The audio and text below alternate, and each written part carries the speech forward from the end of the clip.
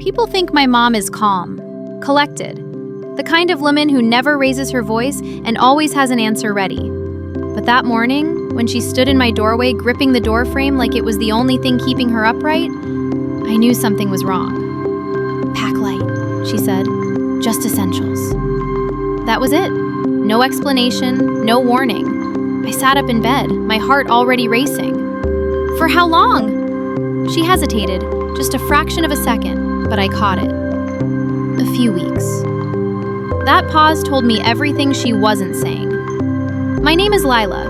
I was 17 that summer, the oldest by default after our dad died 2 years earlier.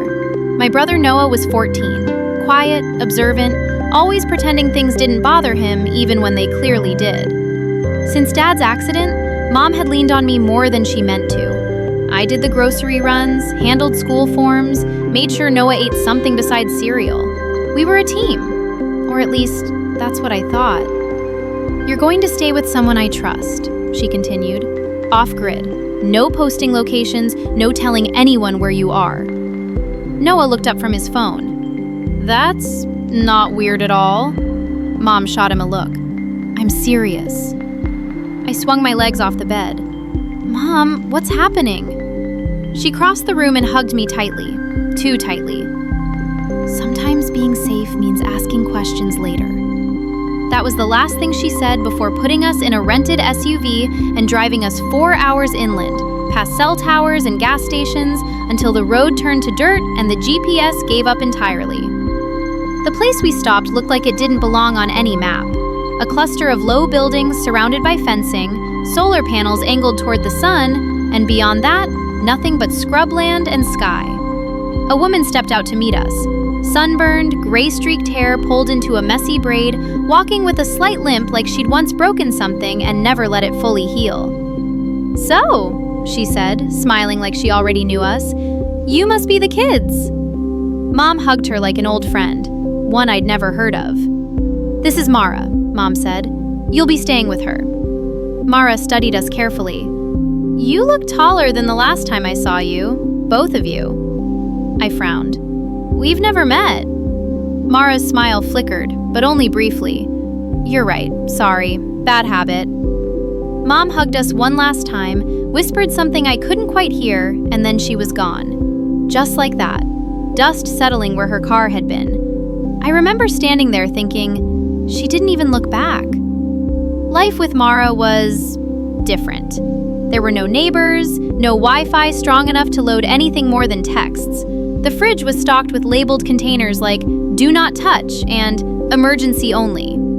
At night, generators hummed softly, and sometimes I swore I heard movement outside the fences. "What exactly do you do out here?" Noah asked on the second day. Mara handed him a pair of gloves. "I take care of things people don't want to think about." That should have been my first clue. By week 1, we learned this place wasn't just remote, it was protected. Cameras, motion sensors, reinforced doors. Mara brushed it off whenever I asked. "Old habits," she said. Despite myself, I started to relax. The air felt cleaner. Noah laughed more. I slept through the night for the first time in months. Then I found the locked room. It was hidden behind a false wall in the storage building. Inside were maps, photos, files with names blacked out. One image stopped me cold. My mom, younger, standing beside Mara, both of them wearing uniforms I didn't recognize. I confronted Mara that night. She didn't deny it. "Your mother didn't tell you everything," she said quietly. "She wanted you to have a normal life." "And you?" I asked. "What do you want?" She met my eyes. "To keep you alive." That's when the truth spilled out. Years ago, my mom had worked on investigations tied to illegal operations, stuff that crossed borders and involved powerful people. She'd walked away when my dad died, or so I thought. She hadn't walked away, she'd gone quiet. And now something she uncovered had resurfaced. "You're not targets," Mara said. "You're leverage, which is why you're here." I barely slept that night. The trouble didn't arrive quietly. It came as headlights cutting through the dark just after midnight. Mara was already moving before I fully understood what was happening. "Safe room, now!" Noah froze.